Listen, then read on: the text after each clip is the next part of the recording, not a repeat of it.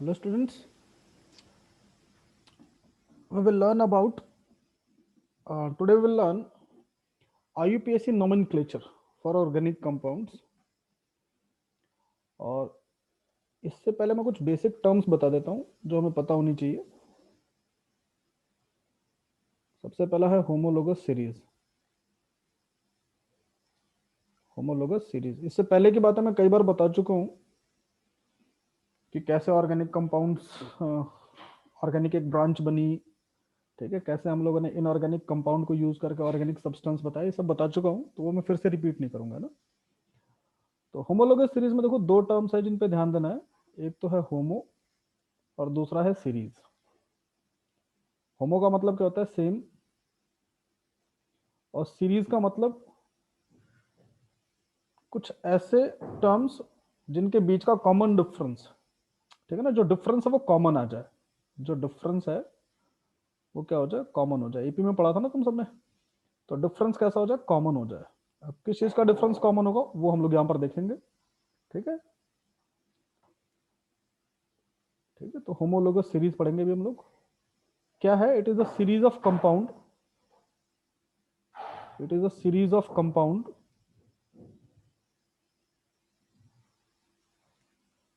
having same functional group, having same functional group, and each term differ by CH2 और मास 14। अभी समझाता हूं कैसे, है ना, बाद में लिखूंगा, पहले समझ लेते हैं। तो एक सिंपल हम लोग एग्जांपल लेते हैं एल्केन के कुछ मेंबर्स का। सबसे पहले एग्जांपल होता है CH4 methane, then C2H6 C3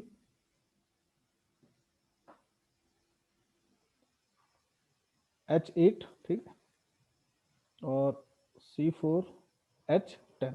ये सबको पता है, ये फर्स्ट वाला मीथेन होता है, ये इथेन, प्रोपेन और ब्यूटेन, ठीक है। तो ये जो CH4 है, इसमें और इसमें हम लोग डिफरेंस निकालने की कोशिश करते हैं। जो फर्स्ट टर्म और सेकंड टर्म है, इसमें डिफरेंस निकालने की कोशिश करते हैं। तो देखो, फर्स्ट टर्म में एक कार्बन है, सेकंड वाले में दो कार्बन है, ठीक है। तो इनका डिफरेंस कितना आ गया? एक कार्बन। यहाँ पर 6 हाइड्रोजन है, यहाँ पर 4 हाइड्रोजन है, यानी कि 2 हाइड्रोजन का डिफरेंस आया। यहाँ देखते हैं हम लोग, सेकंड और थर्ड के बीच में डिफरेंस निकालते हैं।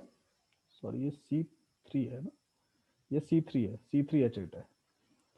तो यहाँ देखो, 3 कार्बन है, यहाँ 2 कार्बन है, तो इनके बीच का डिफरेंस आया एक कार्बन। 8 हाइड्रोजन और 6 हाइड्रोजन, तो डिफरेंस कितना है? 2 हाइड्रोजन का। सिमिलरली इनके बीच में भी हम डिफरेंस निकालते हैं। तो यहाँ 4 कार्बन है, यहाँ 3 कार्बन है, यानी कि एक कार्बन का डिफरेंस। यहाँ 10 हाइड्रोजन है और यहाँ 8 हाइड्रोजन है, यानी कि 2 हाइड्रोजन का डिफरेंस। तो हमने देखा कि यहाँ पर जो डिफरेंस आ रहा है, ठीक है ना, किसी भी दो सक्सेसिव टर्म्स के बीच में जो डिफरेंस आ रहा है वो डिफरेंस सेम आ रहा है, ठीक है। और कोई भी एग्जांपल ले सकते हैं, कुछ और फंक्शनल ग्रुप हम लोग पढ़ेंगे, फिर उसमें भी देखेंगे कि जो दो टर्म्स हैं उनके बीच में यदि फंक्शन जो डिफरेंस है वो सेम आ रहा है, तो ये जो सीरीज बनेगी यहाँ पर, इसी को हम लोग बोलते हैं होमोलोगस सीरीज। इसी को क्या बोलते हैं हम लोग? Homologous series. तो ध्यान ये देना, सबसे पहली चीज मैं बता चुका हूं कि होमोलोगस सीरीज में जो फंक्शनल ग्रुप होता है, कोई भी एक सीरीज जिसमें फंक्शनल ग्रुप होगा वो क्या रहेगा? सेम रहेगा, ठीक है। फंक्शनल ग्रुप के बारे में आगे और भी पढ़ेंगे। अभी इतना याद रखना कि होमोलोगस सीरीज की यदि बात कर रहे हैं तो फंक्शनल ग्रुप सभी मेंबर्स का सेम होना चाहिए। और ये याद रखना कि सक्सेसिव जो मेंबर्स होंगे, सक्सेसिव मेंबर्स, ठीक है ना, इन मेंबर्स को होमोलोग बोलते हैं हम लोग। होमोलोग का मतलब ये जो फर्स्ट टर्म है और जो सेकंड टर्म है, तो हम बोलेंगे कि जो फर्स्ट है सेकंड का होमोलोग है, और जो सेकंड है वो फर्स्ट का होमोलोग है।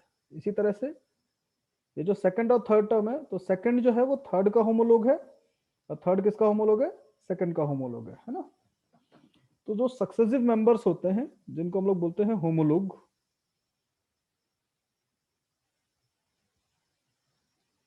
ठीक है, इनके बीच में जो डिफरेंस आता है, द डिफर बाय CH2, देखो सब में डिफरेंस कितना आ रहा है, CH2, ठीक है। और यदि मास की बात करें तो कितने का डिफरेंस आ रहा है, 14 का डिफरेंस आ रहा है भाई। एक CH2 की बात करें, CH2 मतलब CH और H, कार्बन का मास 12, हाइड्रोजन का 1 और एक हाइड्रोजन का और 1, तो हर एक मेंबर के बीच में कितने मास का डिफरेंस आ रहा है, 14 का, ठीक है। एक इंपॉर्टेंट प्रॉपर्टी और याद रखनी है कि यदि ये होमोलोगस सीरीज है, ठीक है, होमोलोगस सीरीज है, अब होमोलोगस सीरीज है इसका मतलब सेम फंक्शनल ग्रुप है, तो फंक्शनल ग्रुप जब सेम होता है ना तो उन सबकी केमिकल प्रॉपर्टीज भी सेम हो जाती है, ठीक है। यदि फंक्शनल ग्रुप सेम है तो केमिकल प्रॉपर्टीज भी क्या हो जाएंगी, सेम हो जाएगी। यानी कि यहां पर देखें तो जो मेंबर्स होंगे they have same type of chemical properties, they have same type of chemical properties. क्यों, केमिकल प्रॉपर्टीज कौन डिफाइन करता है, फंक्शनल ग्रुप। बट जो फिजिकल प्रॉपर्टीज है, ठीक है, बट जो फिजिकल प्रॉपर्टीज हैं, ठीक है, they differ, but physical properties differ. जो फिजिकल प्रॉपर्टीज है उनमें एक डिफरेंस आ जाता है। फिजिकल प्रॉपर्टीज जैसे मेल्टिंग पॉइंट हो गया, बॉइलिंग पॉइंट हो गया। अब छोटी चेन है, जैसे फर्स्ट मेंबर यहां पर था हमारा मीथेन, छोटा चेन है ना, सेकंड वाले में चेन थोड़ी बड़ी हो चुकी है, थर्ड वाले में चेन और बड़ी हो चुकी है। तो जैसे जैसे चेन बढ़ते जाएगी, जैसे जैसे चेन बढ़ते जाएगी, बॉइलिंग पॉइंट, मेल्टिंग पॉइंट, ये सारी चीजें चेंज होंगी, ठीक है। तो याद रखना कि क्योंकि फंक्शनल ग्रुप सेम होता है तो केमिकल प्रॉपर्टीज क्या रहेंगी, सेम रहेंगी, they have same type of chemical properties, but physical properties differ from each other, ठीक है। एक टर्म सुना होगा तुम लोगों ने कि जनरल फॉर्मूला क्या होता है ना, general formula, general formula, general formula, ठीक है ना। तो यहां पर फंक्शनल ग्रुप का भी थोड़ा बहुत आइडिया लग जाएगा तुम लोगों को। जैसे एल्केन है, एल्केन मतलब सिंगल बॉन्ड होते हैं केवल इसमें, तो एल्केन का जनरल फॉर्मूला क्या होता है, CnH2n+2। एल्कीन, जहां पर कार्बन और कार्बन के बीच में डबल बॉन्ड लग जाए उसको एल्कीन बोलते हैं। इसका जनरल फॉर्मूला क्या होता है, CnH2n, ठीक है। एन से ये पता चल जाता है, एन से कि कितने कार्बन है। जैसे देखो यहाँ पर एन की वैल्यू कुछ पुट कर दो, 1 पुट कर दो तो एक कार्बन हो जाएगा। अब यहाँ पर भी एन की वैल्यू 1 पुट करनी पड़ेगी, ठीक है। तो हाइड्रोजन देखो, एच के आगे क्या लिखा है, 2n, एन की वैल्यू 1 है, +2, यानी कि कितना हो गया, CH, 2 × 1 2, 2 + 2 4, CH4 हो गया, ठीक है। तो जनरल फॉर्मूला हो जाता है ये। थर्ड, अल्काइन, अल्काइन का जनरल फॉर्मूला क्या होता है, CnH2n-2, ये सब बचपन में पढ़ रखा है तुम लोगों ने, ठीक है। अल्कोहल, ठीक है। तो अल्कोहल का देखो इस तरह का फॉर्मेट होना चाहिए, ROH। ये जो OH है ना, ये इसका फंक्शनल ग्रुप है, ये भी याद रख लेना, ठीक है। अल्कोहल का फंक्शनल ग्रुप क्या है, OH। और ये R क्या रिप्रेजेंट कर रहा है, ये कोई भी कार्बन चेन जो उसके साथ जुड़ी होगी, कोई भी कार्बन चेन जो इसके साथ जुड़ा हुआ है वो R से रिप्रेजेंट किया जा रहा है। अब ये कार्बन चेन कितने भी बड़ा हो सकता है, 1 कार्बन, 2 कार्बन, 3 कार्बन, ठीक। तो ये R जो है वो कार्बन चेन है और OH फंक्शनल ग्रुप है किसका, अल्कोहल का। यदि इसका जनरल फॉर्मूला देखें तो जनरल फॉर्मूला इसका होता है CnH2n+2O, ईथर, ठीक है। ईथर की यदि बात करें तो इस तरह से रिप्रेजेंट करते हैं, ठीक है। अब ये R एक चेन है, ये R' भी एक चेन है, किसकी चेन, कार्बन की चेन। और ये जो बीच में दिख रहा है अपने को यहाँ पर, ये इसका फंक्शनल ग्रुप है, ये फंक्शनल ग्रुप है किसका, ईथर का, ठीक है। ये ईथर का क्या है, फंक्शनल ग्रुप है। जनरल फॉर्मूला देखेंगे तो बिल्कुल अल्कोहल जैसा ही होगा, CnH2n+2, H2N प्लस 2O। ठीक है, डिफरेंस क्या है ये देख लो। तो यहां पर O के साथ H है, देखो O के साथ यहां पर H है, अल्कोहल की बात कर रहे हैं तो अल्कोहल में O के साथ क्या है, H है। ठीक है, और यहां पर O के साथ कार्बन चेन ही होगी, ये भी R कार्बन चेन है और ये R डैश भी क्या है, एक कार्बन चेन है। अब ये R और R डैश जो है ना, इसको थोड़ा सा एक बार और समझने की कोशिश कर लेते हैं। देखो दो चीजें हो सकती हैं, जैसे ये जो R है और R डैश, जो दो चेन्स जुड़े हुए हैं ऑक्सीजन के लेफ्ट और राइट में, ये दोनों चेन यदि सेम है तो उस समय जो ईथर होगा वो कैसा ईथर होगा, सिमेट्रिकल होगा। कैसा होगा, सिमेट्रिकल ईथर होगा। ठीक है, जैसे ये मैंने O लिखा यहां पर, इधर ऐसे। अब यहां पर जो कार्बन चेन है वो मान लेते हैं CH3 है, और यहां पर भी जो कार्बन चेन है वो CH3 है। तो देखो O के लेफ्ट और राइट दोनों में जो कार्बन चेन है वो सेम है, यानी कि ये जो ईथर है वो सिमेट्रिकल ईथर है। कई बार ऐसा होगा कि ये जो R है और R डैश ये इक्वल नहीं होगा, मतलब O है, यहां पर तो मैंने लिख दिया CH3 और इधर मैंने लिख दिया C2H5। तो लेफ्ट में क्या है CH3, राइट में क्या है C2H5, इक्वल नहीं है ना, तो अनसिमेट्रिकल ईथर हो गया। क्या हो गया, अनसिमेट्रिकल, अनसिमेट्रिकल ईथर हो गया। ये क्या कहलाता है, ये अनसिमेट्रिकल ईथर कहलाता है ये। ठीक है, तो यहां पर फंक्शनल ग्रुप भी धीरे धीरे याद करते जाना तुम सभी। ठीक है, तो ईथर का फंक्शनल ग्रुप क्या है, ये दिख रहा है ना, ये जो मैंने मार्क कर रखा है यहां पर, देखो ये ईथर का फंक्शनल ग्रुप है। Next, aldehyde. एल्डिहाइड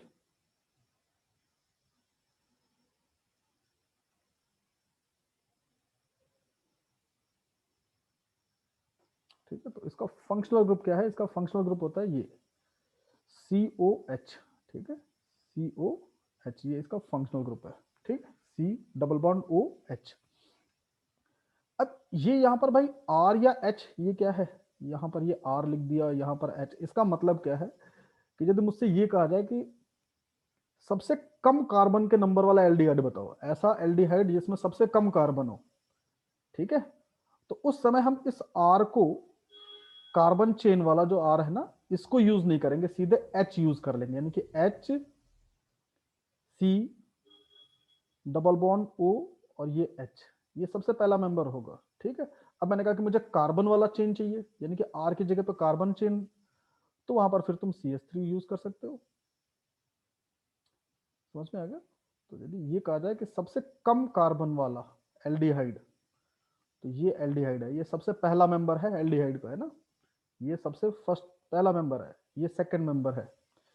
क्लियर है, तो यहां पर H भी हो सकता है, यहां पर R भी हो सकता है। यदि H है तो ये वाला केस होगा अपना, ये वाला केस, इस केस में ये सबसे कम कार्बन वाला एल्डिहाइड बनता है। ठीक है, फर्स्ट मेंबर है ये होमोलोगस सीरीज का। ठीक है, उसके बाद अब हम लोगों ने कार्बन की एक चेन यूज की, फिर दो चेन यूज कर सकते हैं ये, तो ये this is the functional group.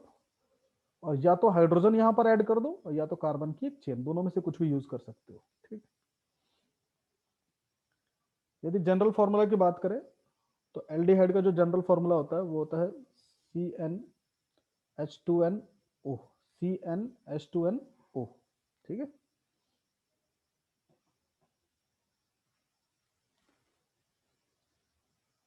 Next ketone. ठीक है, ketone R C double bond O R dash. Difference समझ में आ रहा होगा, देखो ना, एल्डिहाइड और कीटोन। एल्डिहाइड में यहां पर कार्बन के साथ हाइड्रोजन और कार्बन कुछ भी जुड़ सकता है, यहां पर ये जो सेकंड पोजीशन का जो हाइड्रोजन है यहां पर हाइड्रोजन ही रहेगा। लेकिन कीटोन में C डबल बॉन्ड O तो है, लेकिन उसके लेफ्ट और राइट में कार्बन का ही चेन जोड़ना चाहिए, इसके लेफ्ट और राइट में कार्बन का ही चेन जोड़ना चाहिए, R और R डैश। अब ये R और R डैश यदि सेम है, ये R और R डैश यदि सेम है तो सिमेट्रिकल हो जाएगा, और R और R डैश यदि सेम नहीं है तो क्या हो जाएगा, अनसिमेट्रिकल हो जाएगा। जनरल फॉर्मूला इसका भी वही होगा, एल्डिहाइड वाला CnH2nO। Next carboxylic acid, carboxylic acid, ठीक है। तो इस तरह से रिप्रेजेंट कर सकते हैं इसको, H और C double bond O OH, ठीक है। तो ये तो बेटा फंक्शनल ग्रुप हो गया, ये फंक्शनल ग्रुप है जिसको रेड लाइन से अंडरलाइन किया। अब बचा हुआ देख करके तुम लोग खुद समझ जाओ कि या तो यहाँ पर हाइड्रोजन लिख सकते हैं, यदि फर्स्ट मेंबर बनाना है तो हाइड्रोजन लिख दो, और उसके बाद के कंसेक्यूटिव मेंबर्स चाहिए तो R जो है that will be substituted here, और R क्या होता है, कार्बन की एक चेन होती है, तो इसको बोलते हैं हम लोग कार्बोक्सिलिक एसिड। यदि जनरल फॉर्मूला की बात करें तो इसका जनरल फॉर्मूला होता है CnH2nO2, दिख रहा होगा ना, देखो दो ऑक्सीजन है, एक डबल बॉन्ड के साथ है और एक ये यहाँ पर हाइड्रोजन के साथ दिख गया, ठीक है। तो COOH जो है ये कार्बोक्सिलिक एसिड का फंक्शनल ग्रुप होता है, COOH, दो H O आ गए ना इसमें, कार्बोक्सिलिक एसिड। इसके बाद आता है हमारे पास ईस्टर, क्या है ईस्टर, ईस्टर को कैसे रिप्रेजेंट करते हैं, HRC डबल बॉन्ड OR, ठीक है। तो देखो कार्बोक्सिलिक एसिड में ये जो हाइड्रोजन है, ये ग्रीन कलर से रिप्रेजेंट कर रहा हूं, ये वाला जो हाइड्रोजन है, ठीक है, ये हाइड्रोजन रहना ही रहना है। यहां पर ईस्टर में डिफरेंस आता है कि इस हाइड्रोजन की जगह पे हम लोग कार्बन चेन भी सब्सटीट्यूट कर सकते हैं। ये हाइड्रोजन तब यूज करेंगे जब हमें मिनिमम कार्बन वाला ईस्टर चाहिए होगा, और आर तब जब हम लोग इसमें फर्दर कार्बन के चेन को ऐड करने की कोशिश करेंगे, यानी कि फर्स्ट मेंबर जो होगा इसका क्या होना चाहिए, HCOOR,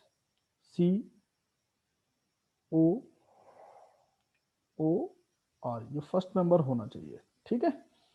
और आगे हम लोग यहाँ पर चाहें, यहाँ पर इस हाइड्रोजन की जगह पे तो कार्बन की और चेन भी ऐड कर सकते हैं। इसका भी जो जनरल फॉर्मूला होता है बिल्कुल कार्बोक्सिलिक एसिड जैसा ही होगा, CnH2nO2। तो ये है इसका फंक्शनल ग्रुप, ये क्या है इसका फंक्शनल ग्रुप। यहाँ पर फंक्शनल ग्रुप है COOH, कार्बोक्सिलिक एसिड का फंक्शनल ग्रुप COOH, और ईस्टर का फंक्शनल ग्रुप COO, क्या होता है COO। जो लास्ट हम लोग देखेंगे दैट इज अमाइन, ठीक है। अब अमाइन क्या होता है, देखो ये तुम सबने नाम सुना होगा NH4, है ना, अमीन, अमाइन। अब NH4 में से यदि एक हाइड्रोजन हम लोग हटा दें तो क्या बच जाएगा, NH3, और वो जो हाइड्रोजन गायब हो रखा है इसकी जगह पे यदि मैं कार्बन की चेन जोड़ दूं तो ये एक अमाइन बन जाएगा। ये जो अमाइन है इसमें से एक और हाइड्रोजन हटा दो तो दो हाइड्रोजन बचेंगे, और वो जो लॉस्ट हाइड्रोजन है उसकी जगह पे एक और कार्बन की चेन जोड़ दो तो ये भी अमाइन है।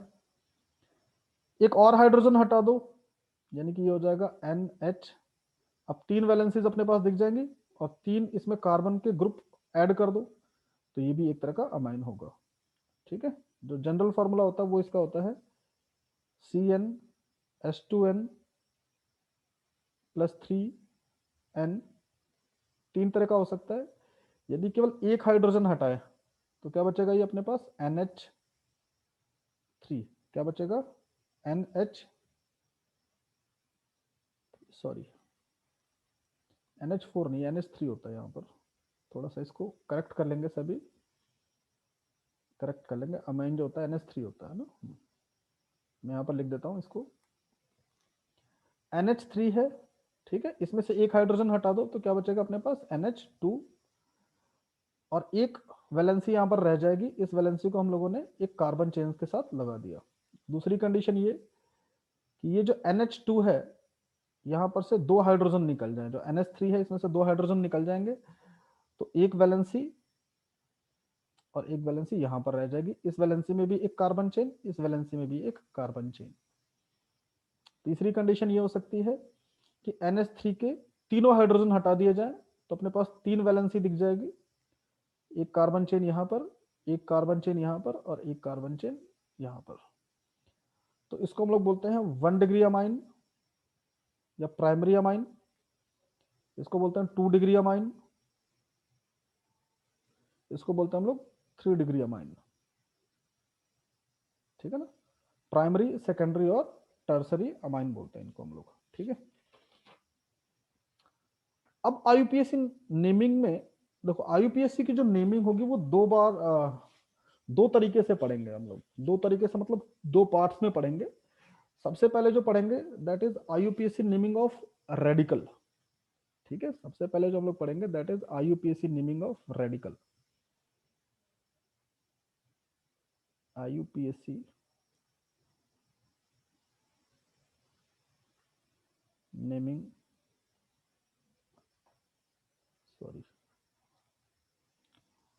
IUPAC naming of radical, radical की पार्ट है ना। रेडिकल का पहले नोमेनक्लेचर पढ़ेंगे, फिर पढ़ेंगे कंपाउंड का, ठीक है, फिर पढ़ेंगे कंपाउंड का।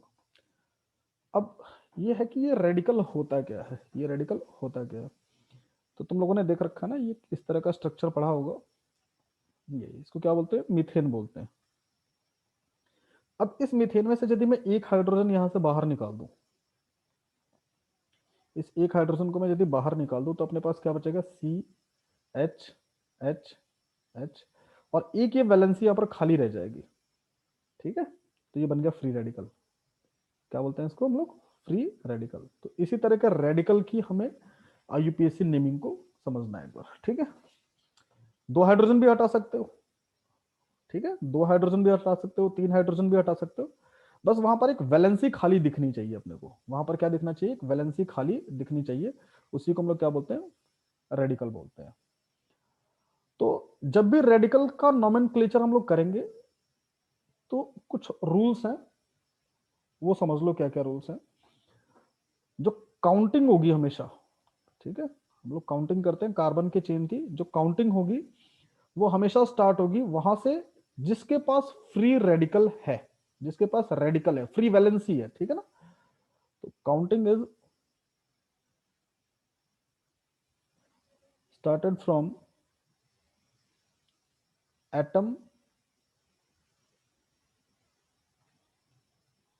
विथ फ्री वैलेंसी कार्बन, ठीक है। और उस कार्बन को हम लोग नंबर देंगे नंबर 1, उस कार्बन को नंबर क्या देंगे, नंबर 1, असाइन क्या करेंगे, नंबर 1, ठीक है ना। उसका नंबर दे दिया जाएगा इस तरह से, नंबर 1, ठीक है, इस तरह से नंबर 1 उसके ऊपर लिख देंगे एक बार हम लोग, ठीक है। तो सबसे पहले तो हमें वो देखना है वो कार्बन जिसके पास एक फ्री वैलेंसी है, जैसे ये है ना, ये फ्री वैलेंसी है। इसको फॉर्म कंडेंस फॉर्म में कैसे लिखेंगे, CH3, इस तरह से लिखा जाएगा इसको। तो देखते ही समझ जाना कि अच्छा यहाँ पर हाँ ये फ्री रेडिकल है, ठीक है, रेडिकल है, ये वैलेंसी एक फ्री है। इसके बाद क्या करना है अपने को, after this including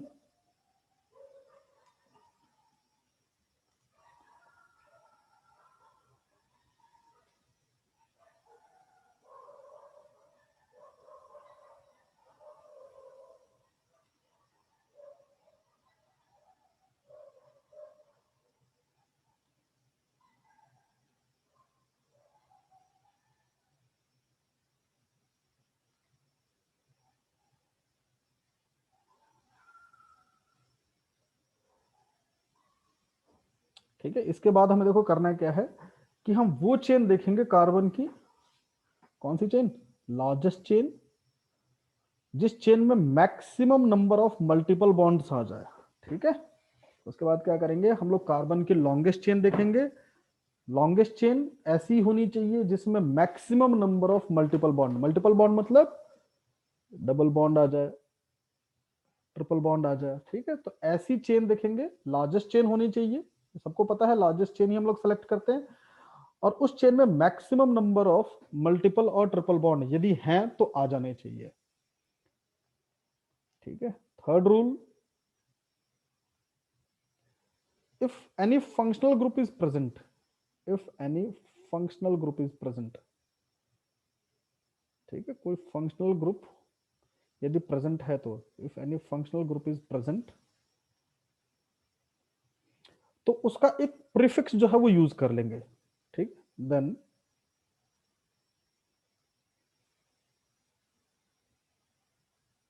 it's prefix is used, उसके प्रीफिक्स को हम लोग यूज करेंगे। ठीक है, फंक्शनल ग्रुप कैसे, जैसे मान लेते हैं अपने पास OH फंक्शनल ग्रुप आ गया, अल्कोहल। ठीक है, तो इसका प्रीफिक्स क्या होता है, हाइड्रोक्सी। ठीक है, जैसे ये आ गया अपने पास, क्लोरीन आ गया, ब्रोमीन आ गया, आयोडीन आ गया। ठीक है, तो हेलोजन है ये सब क्या है, हेलोजन है। तो क्लोरीन आ गया तो क्लोरो यूज कर लेंगे, क्लोरीन आ गया तो क्या यूज कर लेंगे, क्लोरो। ब्रोमीन आ गया तो ब्रोमो, आयोडीन आ गया तो आयोडो।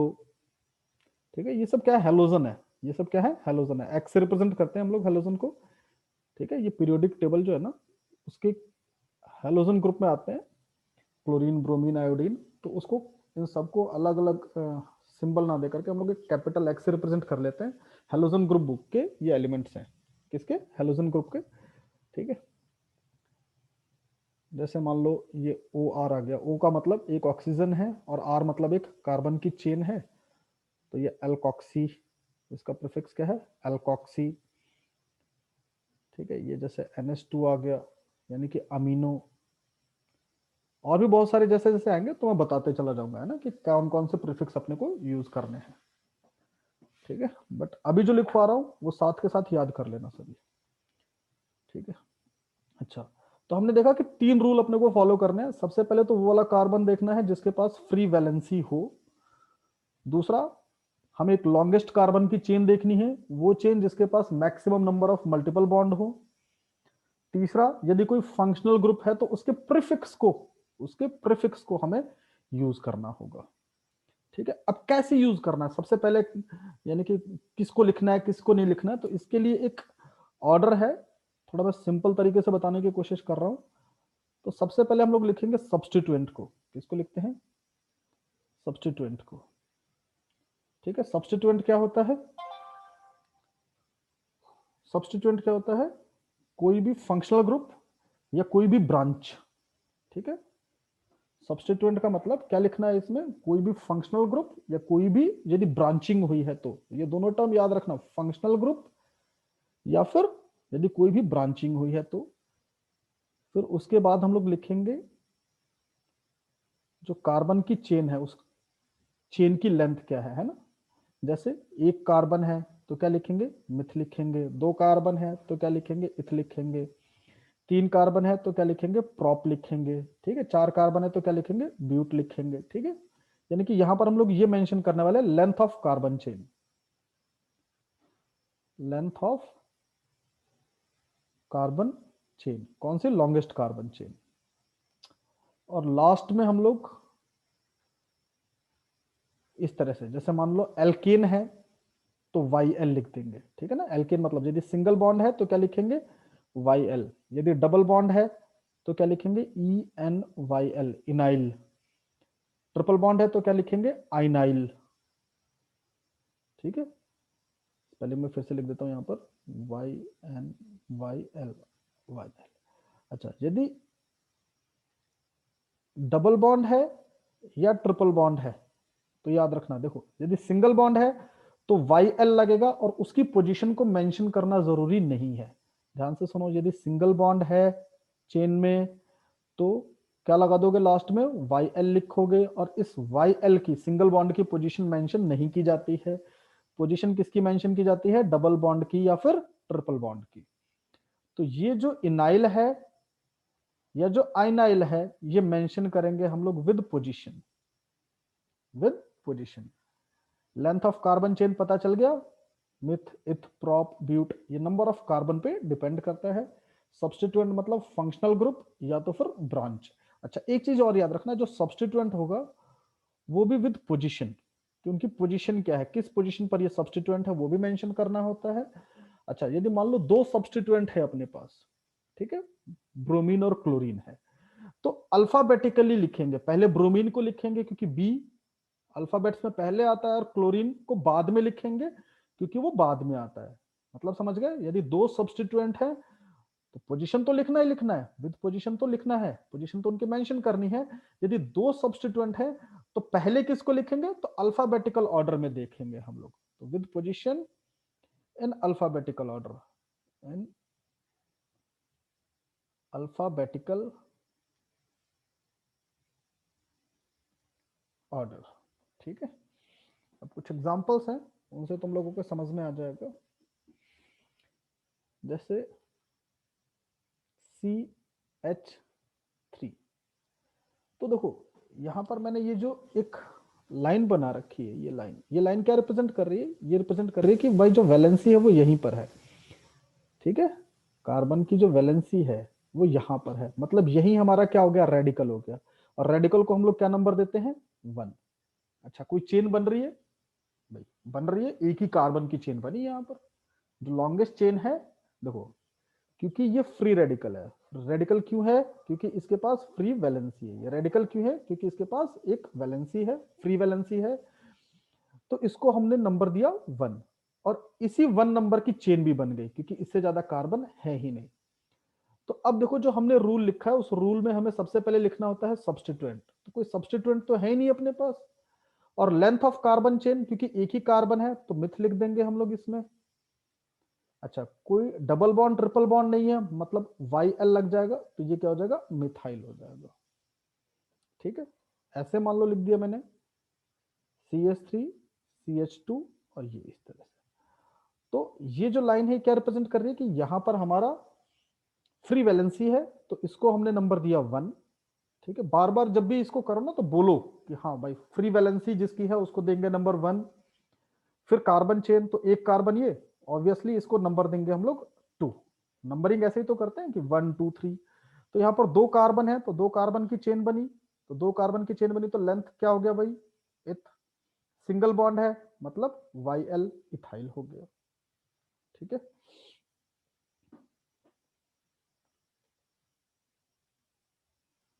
CH3 CH2 CH2, ये। तो बिल्कुल हमें पता चल गया कि भाई फ्री वैलेंसी कहां पर है? इस कार्बन के पास है। नंबर दिया इसको 1, इसको दिया 2, इसको दिया 3। तो सबसे पहले तो हम लोग लेंथ ऑफ कार्बन के लिए लिख देंगे यहां पर प्रॉप। सब सिंगल बॉन्ड है, तो क्या लग जाएगा? YL, propyl. ठीक है, अच्छा, CH3 CHCl। तो देखो किस कार्बन के पास फ्री रेडिकल है, फ्री वैलेंसी है? ये है फ्री वैलेंसी वाला कार्बन। तो इसको नंबर दिया हमने 1। अब कार्बन की चेन बननी है भाई, ये तो क्लोरीन है, ये जो नीचे लिखा है ये तो क्या है? क्लोरीन है। एक फंक्शनल ग्रुप है ये क्या है? एक तरह का फंक्शनल ग्रुप, हेलोजन ग्रुप है। तो इसको तो इंक्लूड करेंगे नहीं, हमें लॉन्गेस्ट चेन कार्बन की चाहिए होगी, तो सेकंड पोजीशन इसको देंगे। अब देखो यहां पर तीनों चीजों का इस्तेमाल होने वाला है, क्योंकि फंक्शनल ग्रुप है, इसका मतलब सब्स्टिट्यूएंट है। अब क्लोरीन जो है, क्लोरीन की बात कर रहे हैं, तो क्लोरीन का प्रीफिक्स मैंने बताया था, क्लोरीन है तो क्या लिखेंगे? क्लोरो। लेकिन पोजीशन बतानी है, पोजीशन हमेशा पहले बताते हैं। तो ये जो क्लोरो है ये 1 नंबर कार्बन पे है। ठीक है, जो क्लोरो है वो 1 नंबर कार्बन पे है। अब 1 है पोजीशन, ठीक है, ये एक नंबर है। और क्लोरो सी से स्टार्ट हुई, एक अल्फाबेट है, तो नंबर और अल्फाबेट के बीच में हमेशा एक हाइफन सिंबल लगा देना। नंबर और अल्फाबेट के बीच में क्या लग जाएगा? एक हाइफन का सिंबल लग जाएगा। तो 1 क्लोरो। अच्छा, कितनी बड़ी कार्बन है? 2 कार्बन की चेन बनी, तो 2 कार्बन की चेन बनी, तो इसको क्या नाम देंगे हम लोग? इथ लिखेंगे। अच्छा, सभी सिंगल बॉन्ड है, मतलब इथाइल। तो ये हो गया 1 क्लोरो इथाइल। क्या हो गया? 1 क्लोरो इथाइल। अच्छा, एक चीज और याद रखेंगे सभी, क्योंकि जहां पर भी ब्रांचिंग हुई है, जहां पर भी ब्रांचिंग हुई, देखो इस वाले कंपाउंड में ब्रांचिंग हुई है, ये क्लोरीन जो है ब्रांच में जुड़ा है कि नहीं जुड़ा है? ठीक है ना? तो जहां पर भी ब्रांचिंग हो गई, वो एक कॉम्प्लेक्स रेडिकल बन जाता है। क्या बन जाता है? एक कॉम्प्लेक्स रेडिकल। तो देखो यहां पर ब्रांचिंग नहीं हुई है, मिथाइल में कोई ब्रांचिंग नहीं हुई, इथाइल में कोई ब्रांचिंग नहीं हुई, प्रोपाइल में कोई ब्रांचिंग नहीं हुई, कोई सब्स्टिट्यूएंट ही नहीं है।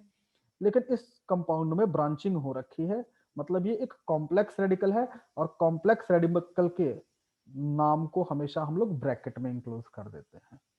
ठीक है, तो यहां पर ध्यान देना है कि मिथाइल देखो कोई सब्स्टिट्यूएंट नहीं है, बिना ब्रैकेट के है। इथाइल कोई सब्स्टिट्यूएंट नहीं है, बिना ब्रैकेट के है। प्रोपाइल कोई सब्स्टिट्यूएंट नहीं है, बिना ब्रैकेट के है।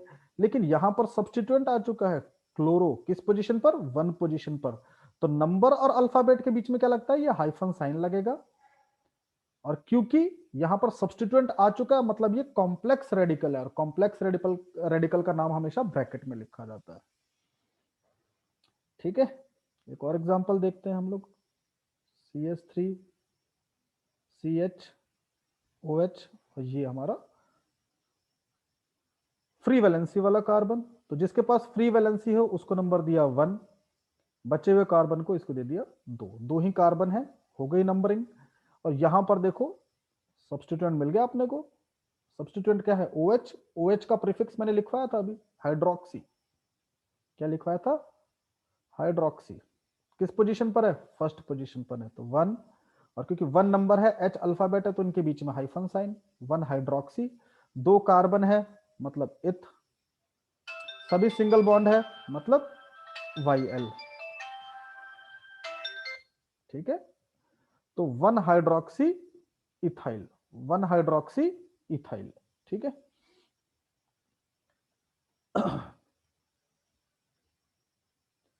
CH2 CH CH2। ठीक है जी, ये तो ये वाला कार्बन फ्री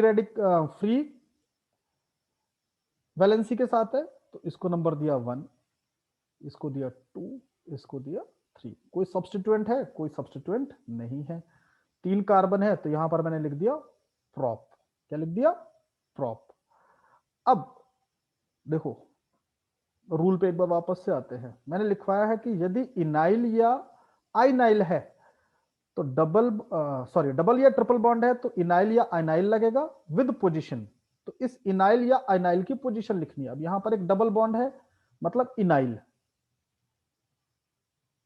पोजीशन हमेशा पहले लिखी जाती है, तो यहां पर मैंने इसकी पोजीशन लिख ली। किस पोजीशन पर है, सेकंड पोजीशन पर है। ठीक है, किस पे है, सेकंड पोजीशन।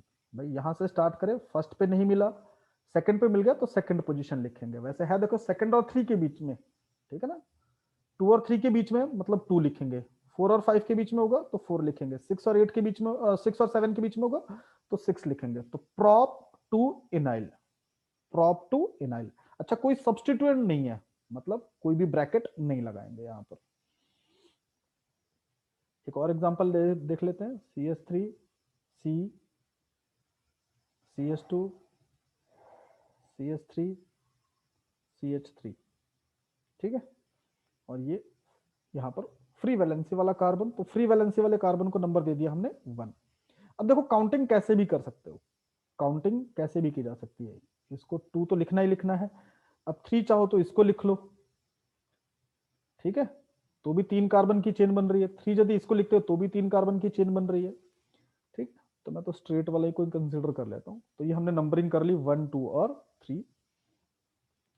ठीक है, अब ब्रांचिंग हो गई मतलब सब्स्टिट्यूएंट है, ब्रांचिंग हो गई मतलब सब्स्टिट्यूएंट है। क्या सब्स्टिट्यूएंट है, CH3। अभी देखो CH3 का नाम हमने अभी निकाला है, क्या निकाला है, मिथाइल। ठीक है, CH3 का नाम क्या निकाला है, मिथाइल। तो ब्रांचिंग हो गई, 2 CH3 लग गए अपने पास सेकंड कार्बन के साथ। तो ये सब्स्टिट्यूएंट है, ठीक है ना। सब्स्टिट्यूएंट में 2 चीजें आती है, फंक्शनल ग्रुप या तो फिर ब्रांचिंग। ठीक है, फंक्शनल ग्रुप या फिर ब्रांच। वैसे ये भी यहां पर फंक्शनल ग्रुप ही है। ठीक है, तो अब इसकी पोजीशन क्या है, 2 2 बार आया है तो दोनों 2 2। ठीक है ना, 2 2 डाइमिथाइल। ठीक है, डाई मतलब इसलिए क्योंकि 2 बार प्रेजेंट है, और मिथाइल CH3 को हम लोग बोलते हैं। अब कार्बन की चेन कितनी बड़ी है, 3 कार्बन की है, मतलब क्या लिखेंगे, प्रॉप, और सभी सिंगल बॉन्ड है मतलब आइल, प्रोपाइल। अब देखो ब्रांचिंग हो गई, सब्स्टिट्यूएंट है, मतलब इस नाम को हमें किस में रखना पड़ेगा, ब्रैकेट में रखना पड़ेगा। अच्छा, नंबर और अल्फाबेट के बीच में हाइफन साइन भी लगेगा, नंबर और अल्फाबेट के बीच में क्या लग जाएगा, हाइफन साइन भी लग जाएगा। तो यहां तक सभी पढ़ेंगे, इनको नोट्स में भी सब कॉपी कर लेना, और कोई डाउट होगा तो कल डिस्कस कर लेंगे हम लोग इनको। ठीक है।